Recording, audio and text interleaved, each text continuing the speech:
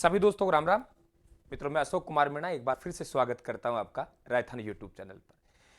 देखिए, हो सकता है आपको अक्सर आप लोगों को छोटा दिखाई दे रहा हो, लेकिन राजस्थान लोक सेवा आयोग, इसे आरपीएससी कहते हैं हम लोग, मात्र 2 से 4 मिनट में आप लोगों के दिमाग में बिठा दूंगा। आराम से सुनना है, धैर्य पूर्वक साथी, बहुत कानों में रखना है, सुनना है और थोड़ी देर के लिए मनन करना है, सर क्या बोल रहे हैं बस, और आरपीएससी आपके याद हो जाएगी। देखिए, राजस्थान लोक सेवा आयोग यही होता है साथियों, शॉर्ट रिवीजन का मतलब, और इसी तरीके से शॉर्ट रिवीजन किया जाता है। देखिए, आरपीएससी की स्थापना के संबंध में बात करें तो उस समय राज्यपाल का पद नहीं होता था। राज्य प्रमुख सवाई मानसिंह द्वितीय द्वारा एक अध्यादेश जारी किया गया, जो आज भी साथियों राज्यपाल अनुच्छेद 213 के द्वारा जारी किया जाता है। तो समय 16 अगस्त 1949 को आरपीएससी क्या हुई, ये ध्यान रखें आप लोग, अध्यादेश जारी हुआ। अध्यादेश जारी कब हुआ? 16 अगस्त 1949 को। आरपीएससी की स्थापना कब हुई? आप कहेंगे 20 अगस्त 1949 को। ठीक है, अध्यादेश जारी कब हुआ है? 16 अगस्त 1949 को। स्थापना कब हुई? 20 अगस्त 1949 को। 22 दिसंबर 1949 को आयोग के अध्यक्ष और सदस्यों की नियुक्ति की अधिसूचना जारी हुई। समझ गए? मुख्यालय कहां रहा? जयपुर में। ठीक है, मुख्यालय कहां रहा? जयपुर में। ध्यान रखना आप लोग, बाद में इसे जयपुर से अजमेर स्थानांतरित किया जाएगा और पी सत्यनारायण कमेटी की सिफारिश पर। क्लियर भाई? पी सत्यनारायण कमेटी की सिफारिश पर जयपुर से अजमेर स्थानांतरित किया जाएगा। प्रारंभिक मुख्यालय कहां था? जयपुर में। बात क्लियर हुई? ठीक है, आगे बात करते हैं। प्रथम अध्यक्ष की बात करें, डॉक्टर एस के घोष साहब है, ये ध्यान रखें आप लोग। और प्रथम स्थायी अध्यक्ष की बात करें, एस सी त्रिपाठी साहब है, ध्यान रखें आप लोग।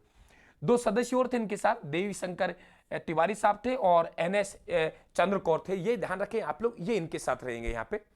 मुख्यालय हो गया हमारा जयपुर से अजमेर, हमने स्थानांतरित कर दिया, पी सत्यनारायण कमेटी की सिफारिश पे किया। गठन, ये ध्यान रखें, इस समिति का जुलाई 1957 में हुआ। पी सत्यनारायण कमेटी की बात कर रहा हूं। रिपोर्ट जनवरी 1958 में इन्होंने दी और 3 सदस्यीय कमेटी थी। अध्यक्ष कौन है?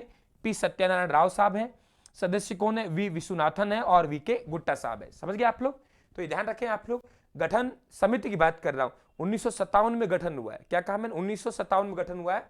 1957 में गठन, रिपोर्ट अपनी जनवरी 1958 में दी। 3 सदस्यीय कमेटी थी। कितने सदस्य भाई? 3 सदस्यीय कमेटी थी और इसके अध्यक्ष कौन है? पी सत्यनारायण राव है।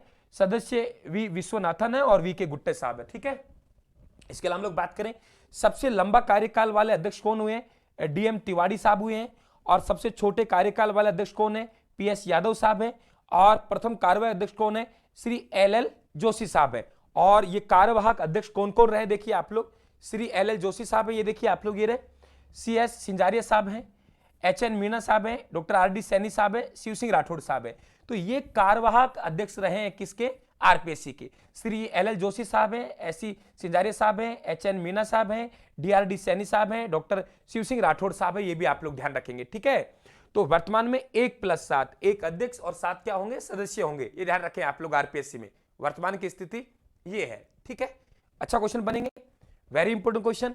तो यहां से आप लोगों को आरपीएससी के काम है, तो काम आप सभी जानते हो साथियों। आरपीएससी की कार्य, क्या क्या कार्य बनते हैं, उनकी बात आप लोग सब जानते हैं कि लोक सेवकों की भर्ती करना इनका मूल काम है। ठीक है, बहुत अच्छा सवाल। क्लियर? तो हम लोग बात कर रहे थे आप लोगों के कि 1+1 अध्यक्ष और 7 क्या होंगे? सदस्य होंगे। अब बात करते हैं इनकी नियुक्ति कौन करेगा, तो इनकी नियुक्ति करेंगे राज्यपाल। ठीक है, शपथ कौन दिलाएगा? मुख्य न्यायाधीश। अपना त्यागपत्र किन्हें देंगे? राज्यपाल को। और हटाएगा कौन? राष्ट्रपति, लेकिन उच्चतम न्यायालय की जांच के बाद। उच्चतम न्यायालय की जांच के बाद। बात क्लियर हुई कि 1+7 है हमारे आरपीएससी में, नियुक्ति राज्यपाल करेंगे और शपथ कौन दिलाएगा? मुख्य न्यायाधीश। त्यागपत्र राज्यपाल को, हटाने की पावर राष्ट्रपति के पास। आधार क्या है? दुराचार। दुराचार का उल्लेख कहां है?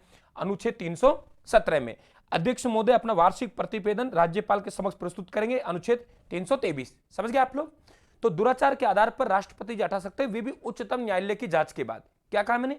उच्चतम न्यायालय से जांच के बाद, ये ध्यान रखें आप लोग। ठीक है, इसके बाद बात करें हम लोग कि योग्यता क्या होगी। आप लोग कहेंगे सर योग्यता में 1/, आधे सदस्य हैं वे संघ या राज्य की लोक सेवा में कम से कम 10 वर्ष का अनुभव हो। आधे सदस्य शिक्षाविद हो सकते हैं, समाज सेवक हो सकते हैं, राजनेता हो सकते हैं और वकील हो सकते हैं।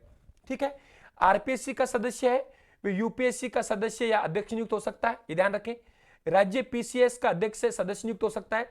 आरपीएससी का सदस्य यूपीएससी का अध्यक्ष से सदस्य नियुक्त हो सकता है। आरपीएससी का सदस्य अन्य किसी राज्य के लोक सेवा आयोग के अध्यक्ष से सदस्य नियुक्त हो सकते हैं। आरपीएससी के अध्यक्ष हैं, यूपीएससी का अध्यक्ष नियुक्त हो सकता है, यूपीएससी का सदस्य नियुक्त हो सकता है और अन्य पीसीएस का अध्यक्ष नियुक्त हो सकता है। अन्य पीसीएस का सदस्य नियुक्त नहीं हो सकता, ध्यान रखें आप लोग।